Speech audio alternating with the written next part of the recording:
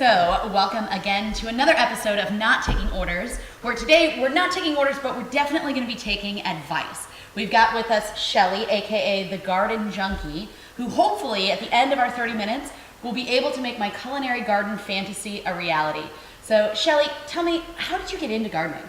Well, growing up, my mom was always an avid gardener, and I would, my sisters and brothers would go off and do their thing, and I would hang out with my mom. She loved roses.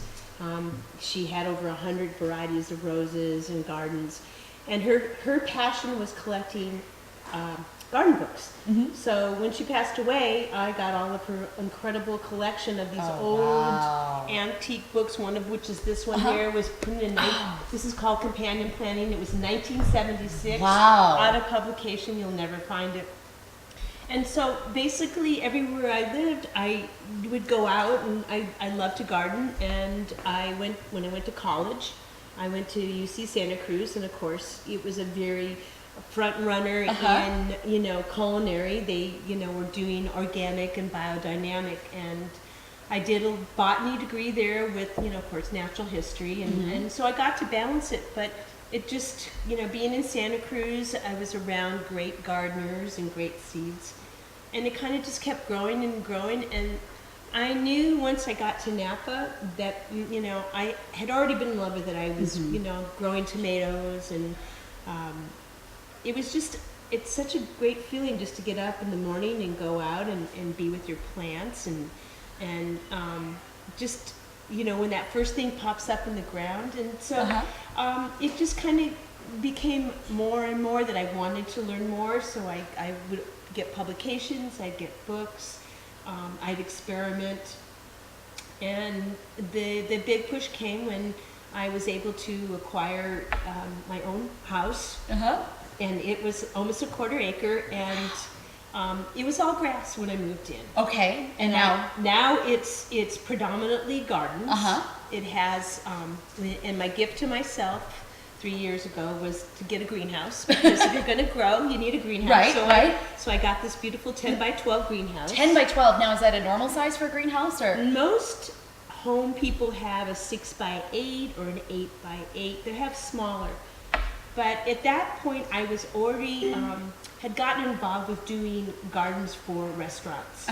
I'm in the hospitality business also, so I had the opportunity to do gardens at Oxbow. Okay, yes. And they have all these beautiful gardens. The Notary's got one, Zuzu, La Toque, and so Fish Story had a garden there, and I think the Oyster Place.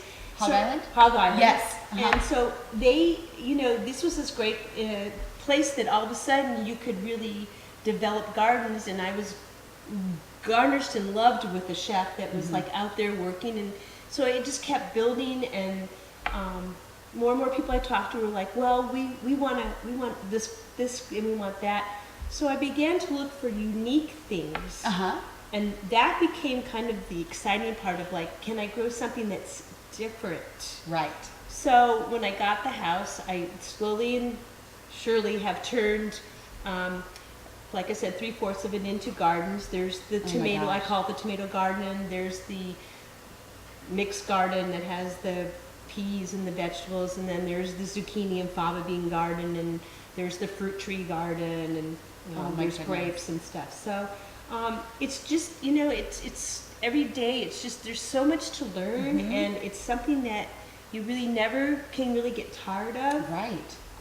Because it's always exciting. And you're out there and you're harvesting, or you're having friends over for dinner, and you go out to the garden, and like the other night, I got to pull the beets out with the snap peas and some fava beans, and you go and you make this for your dinner, and was like picked 5 or 10 minutes ago. Oh my gosh, that's incredible. And I come from a restaurant background, and when I first started almost 2 decades ago, no restaurants had gardens. And so especially being in Napa Valley, where we have some of the most amazing restaurants, this has become really big for chefs and really big for home cooks as well. So my number one question is, how do I get started? What do I do? I don't know. So well, you have to step one, you have to assess where you are. Are you in an area that has gophers and molds? And you can tell by your ground, you'll see holes in it. If that's the case, you have two choices. You can do boxes. So Okay. you can go down to a Home Depot. Okay. You can go to whatever your lumber store is and build you can build the boxes. Okay. All you need is the flats, the sides, you build the boxes. You can buy them. They're even ready-made. I don't know who So I has build it. the sides. Do I need to put anything on the bottom? You're going to put a bottom. You can do two things. You can put chicken wire on the bottom. Okay. Because That's to keep them from. the moles will not come up through the chicken wire. Okay. And so that is one way. Now, if you don't want to go to all that trouble, when I first moved here, I lived out in Carneros, and talk about Gopher Central. So what you have to do is you go again to your local hardware store, or whatever, and you buy chicken wire. And around the bulb of the plant, you put the chicken wire and you plant it in, and they won't go through it. So you can direct plant, Okay. but you have to again do that. All right. So next step, where do I get? And you call it soil, right? I was corrected when I first moved here. I called it dirt, and I was told that dirt is dead, soil is alive. So where do I go to get soil? Well, okay, if you're going to do a full-blown garden, okay, so for me, I'm lucky I don't have the issues of the moles, the gophers and stuff. So there is a place here in Napa. I think it's Van Winden's, and they have bulk soil. Uh-huh. Now, they have a topsoil, they have a compost soil. Recommended if you're going to start, you definitely want to have a compost soil because Okay. you want to have the nutrients in that. Got it. This is for big gardens, so Okay. they do it in bulk. It's like 5 cubic feet, or you can get 1 cubic feet, 2 cubic feet. Smaller gardens, right now, I'm telling you, the best thing going on in Napa, if you live here, is that again Van Winden's. They have this soil. It's called bumper crop, Okay. and We'd like to have a bumper crop. it's 85% mycorrhiza. Mycorrhiza is a natural Tell me about this. What? It's a natural fungus that Okay. builds the stems and roots. So, just for instance, this is a pumpkin plant that I started a few weeks ago.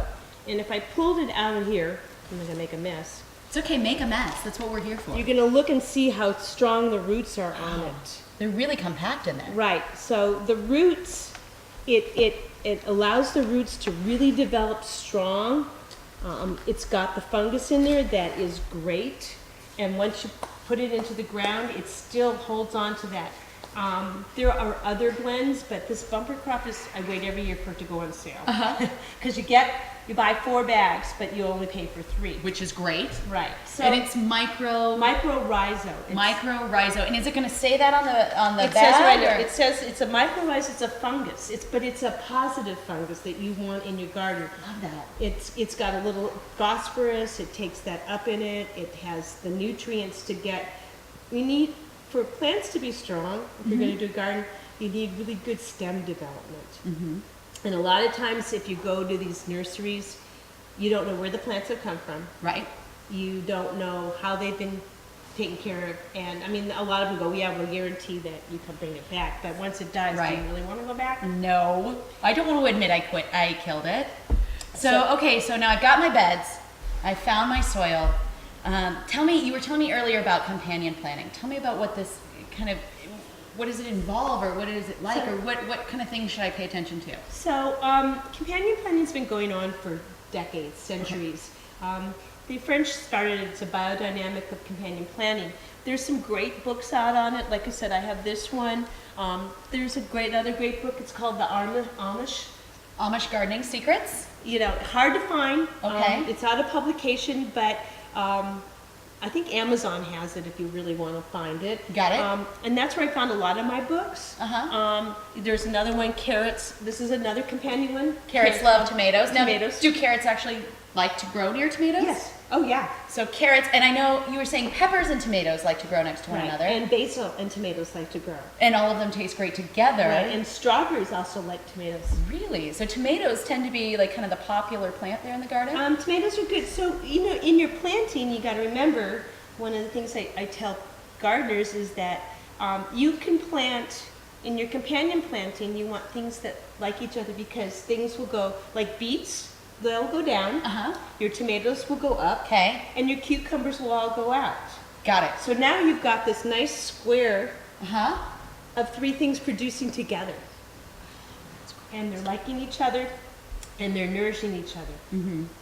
Excuse me. But companion planting is really essential. Like, for instance, onions and beans do not like each other. You never plant them together.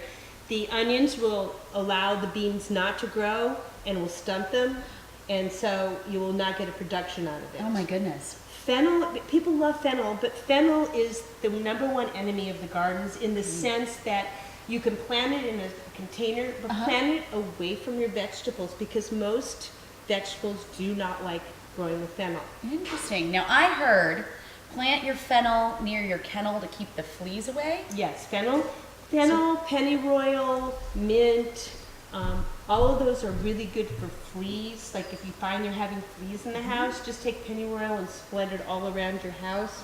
Got it. So when my dog Kingsley goes on his own adventure on the 60 acres behind our house, if we plant some fennel, that'll help that. Yes. I love that. So tell me what other kind of tips and tricks, because I know you brought some really cool things here. We're not baking muffins, so tell me why we have baking soda and borax and all these other things All right, here. so here's the thing. When you go to the nursery, you got, oh my God, I've got this, I've got that, and it's expensive. Yes. So in reading, one of the things I like to do is I like to explore, thanks to my mother, I go back and read her books and things that were basic that really promote growth. Okay, so you're looking at it and you're going, all right, I've got this Epsom salt here. Okay, yes, I have that at home for my bath. Right, and it's great in your bath, but it's also magnesium sulfite. Really? So, okay, so magnesium is what develops the stem roots as well. Sulfite's got salt, so that's also good. So, for instance, when you're planting your tomatoes, dig out a little hole. Okay. Put the magnesium, put your Epsom salt in there and cover it up. Okay. And it'll shoot the root and grow. Now also you've got the mycorrhiza going on. So you've got mycorrhiza, you've got that going on. But the cool thing is because it's got salt, the snails won't come over. Snails don't like salt. So, you know, there's the beer method, but salt. So if you sprinkle it around the tops of your plants, they don't come near them.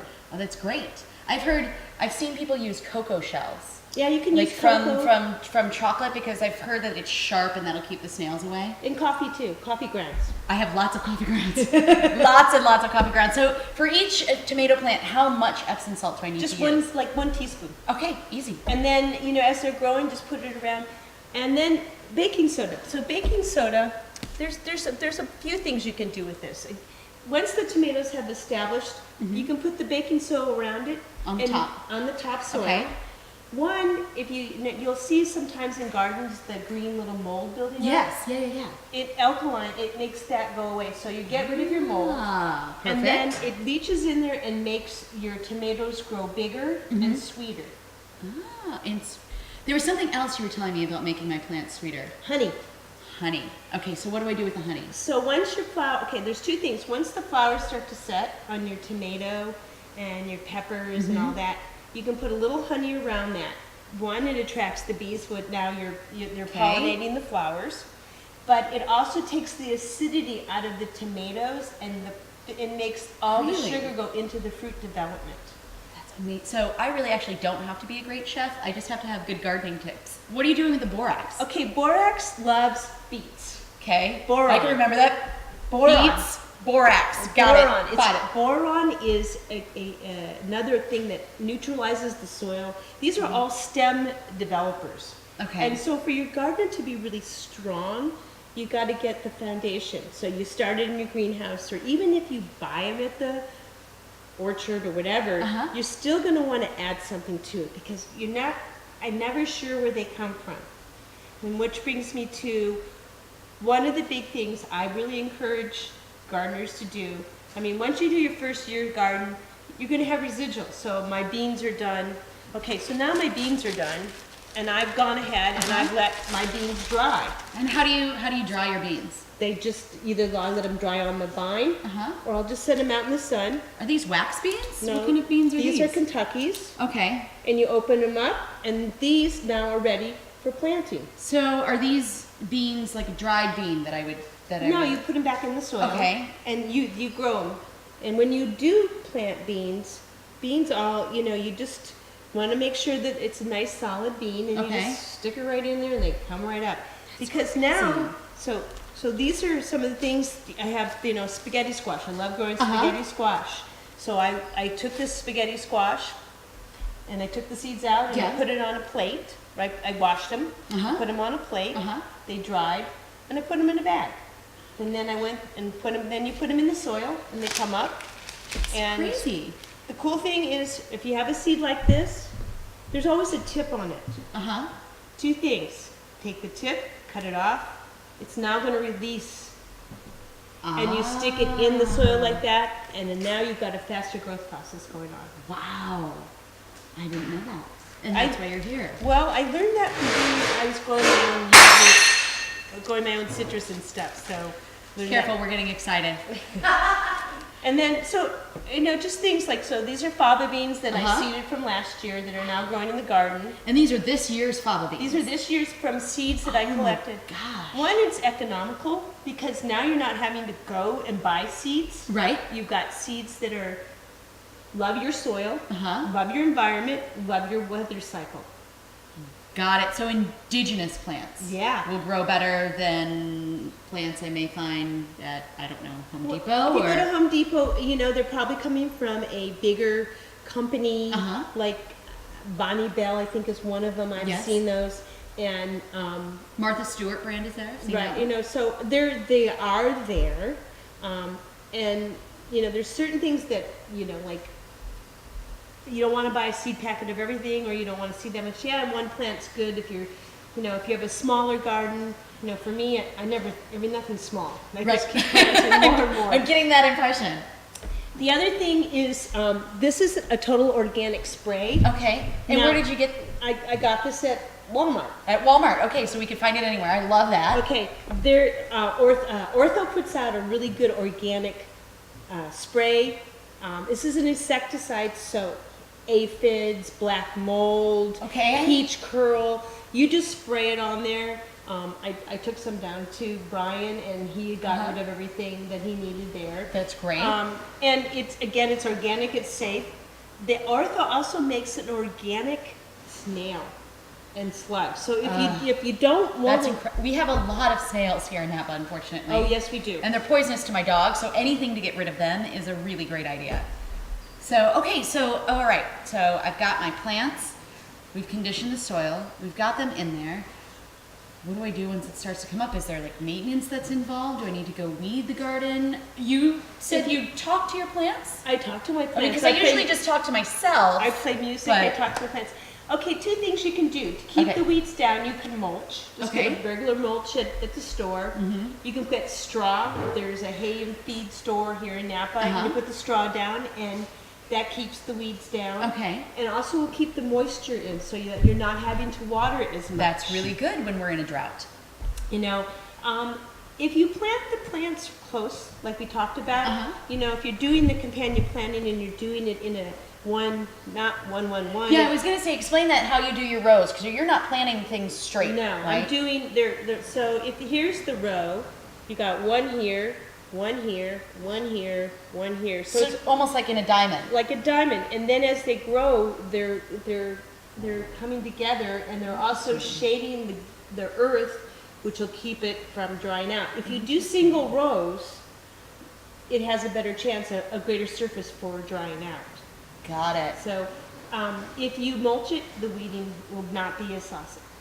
But another good thing, and remember, salt is great for killing weeds. Like if you have weeds growing in your driveway or somewhere, just throw a little bit of salt on them and they go right away. But I probably don't want to do that in my garden. This salt. Epsom salt. Epsom and I salt. can put that on the top as well. And you can put this too. The baking soda and the boron will also help control. All these things will help control weeds. Weeds and bugs, all of these three will do. Oh my gosh. Wow, Shelley. So why do we have aluminum foil? Okay, so a lot of plants need heat. Right. So I've got my sense. start, and you like, especially peppers, they like really warm. And it's come up, it's only this big, I want more heat. I take the aluminum foil and wrap it around the 6-inch pot.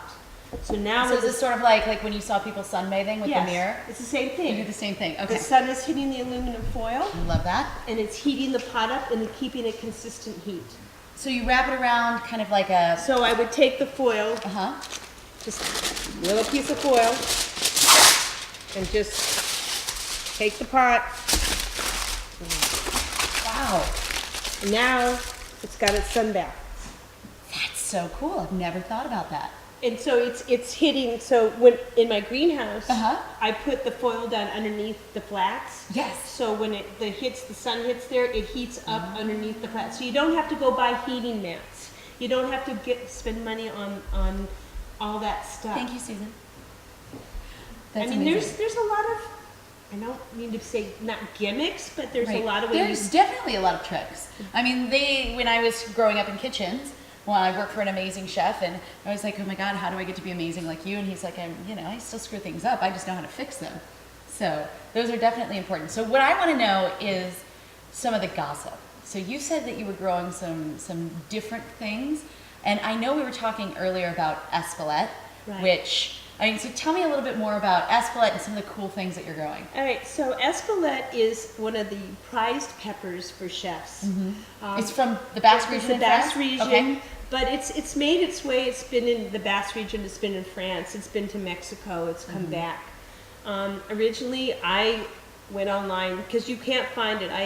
I get seed catalogs from every seed company because they send them to me, Uh-huh. and none of them have it in there. I actually went and Googled it and found the seeds in Canada. Brought them back. This is about 4 years ago, and started cultivating them. And now I probably have about 3,000 to 4,000 Espelette seeds because every Wow. year I take the peppers, and this is what you have to do. And because you don't want the seeds, you want the pepper. Right. I take the seeds out, I put them on a plate, I dry them, Uh-huh. and then I dry the peppers and I grind them to make this powder, which chefs pay about It's expensive. $110, I think. a pound. $110 a pound. Wow. And so then the seeds, I just take and I store them in these little plastic bags. And when this year, I was really good about it. In January, I started them in the greenhouse. Uh-huh. So my Espelettes are about 6 weeks earlier than normal in the Oh ground. my goodness. So they're about this big. Definitely padrones are the other big ones Yes, that people yes. love. Last year, my garden was producing 30 to 40 pounds a week out of there. And when you're at the store and they're charging $15 a pound for this stuff, Right. Piquillo peppers is another one. Uh-huh. Peppers seem to be the big thing that people want, So, Tis the season. of course, the French melons. Yes. They like that. I'm just about to start some safflower. So What do you do with that? you make safflower oil. Hold on. DDA clearly appreciates that. I think DDA is going to be your new best friend, by the way. Anyways, what you do is there are these beautiful plants. They actually, when they grow, their little flowers look like saffron. Oh my gosh. So you get these beautiful orange-red flowers, Yeah. which you can use in food. It accents it, it gives that little safflower flavor to it. Inside the pods are these seeds. You crush them and you make the oil out of them. So you can get your own oil out of it. So I tried, like right now also, I'm doing chamomile and borage. Borage is a big thing for gardeners. Borage is... What do you do with borage? Borage is an herb, kind of Okay. cucumber and flavor, but it Really? repels all the insects and bugs. Tomatoes, you plant it by tomatoes, you plant it by cucumbers. The bees love it. So Oh my if you're gosh. raising bees, Which lemon- we are. We have bees now. They just arrived. right? So what you do is Lemon you take balms. lemon balm, you Uh-huh. rub it inside the beehive. Yeah. The bees will never leave. But if you put the borage will flowers and adds to that. So borage is this big, beautiful purple flower. You can cook with them. You can eat them. Wow. So so I try to find out what the chefs are into and to grow as much unique, even in the beans, like I think we've got rattlesnakes there, we've got the flat beans. Oh, rattlesnake is a type of bean. Right. Okay. I'm Dragon- sorry. I don't do snakes, so you make Dragon me nervous. tongue. Rattlesnakes look like these really beautiful beans the shells are really pretty. Oh my gosh. So, I mean, basically peppers seem to be the thing that chefs really like. There's different varieties, but you know, like I said, going through, there are very few that you'll find. I mean, they have the common ones. They have the jalapenos. They have the serranos. Right, They have that right. shishitos. But you won't.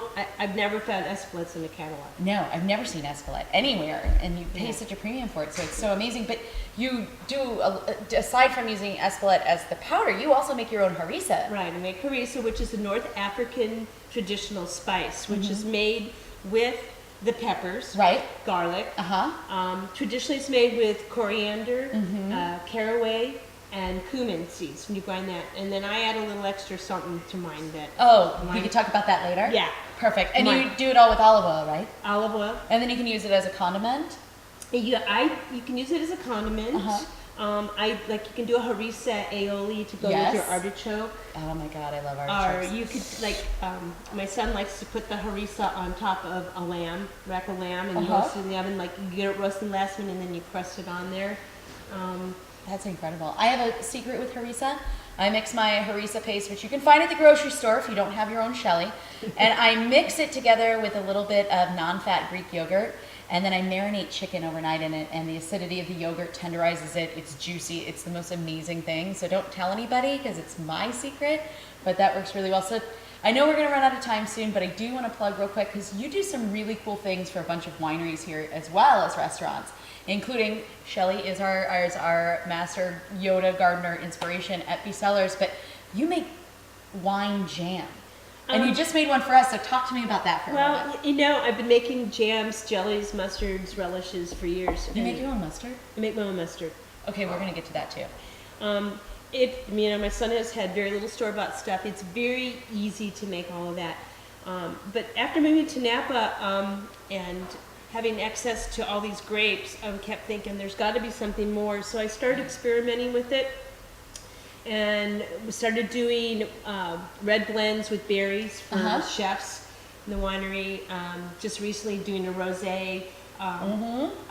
It kind of came out of that when my niece got married. She wanted 120 jars of white, red, and because white you take your albarenos or your beignets and you take apricot and you mix it with it and it makes beautiful You're making jams. me hungry. But I mean, I've been making, since I was like this high, I've been doing jams and jellies and relishes and stuff, and I really like it. It's kind of like people, sew, people knit. I go in the kitchen and I can, and it could be 100 degrees out, and my friends will come over and go, "Oh, you're nuts." But it's such a nice thing because they're great gifts. I put some, I donate big baskets to schools for, raising funds, and they look beautiful in the jar, and they, it's the essence of it is so great. We have such great fruit here to do stuff with that. Exactly. But you can make relishes. You can make, the nice thing that at Bee Cellars is that once that garden is almost done, there'll be so much, like you can make a tomato jam and a tomato chutney and a tomato mustard. Mustards are really easy to make. You're going to have to teach me about that. So Shelly, one last tip for home gardeners. What would be your number one either go-to plant that they should start with or publication they should get? One really good tip that you would like to give everyone. I think find a book that encourages you and gets you excited, and figure out, if you're going to be a small home gardener, what do I want to put on my table? Do I want green beans? Do I want tomatoes? Do I want cucumbers? Those are usually the three big ones for the summer. They are easy to grow. They're prolific. They produce a lot. Yes. You can make cucumber salads. You can make tomato mozzarella. You can do green bean salads. So you have all those Bloody things. Marys. Pickled for Bloody Marys. Yeah. Throwing that out there. My thing is that don't be afraid of it because it will reward you so well, and it feels so good to have. For me, I get up every morning and I go out to my garden and I go out to the greenhouse and I look what has popped their head up. And it's just a really neat feeling because there's no limits to it. There's no boundaries. There's no guidelines. It's just what you want to do, and how you feel about it, and what motivates you. Wow. You know? I'm so inspired. I can't wait to get started. So thank you so much, Oh, my Shelley, for pleasure. joining us. This was another episode of Not Taking Orders. We have to turn the cameras off so I can hear the secret ingredient that you put in your harissa. So thank you, thank you, thank you. My pleasure to be Of here. course. Thank you. Thanks. Cheers.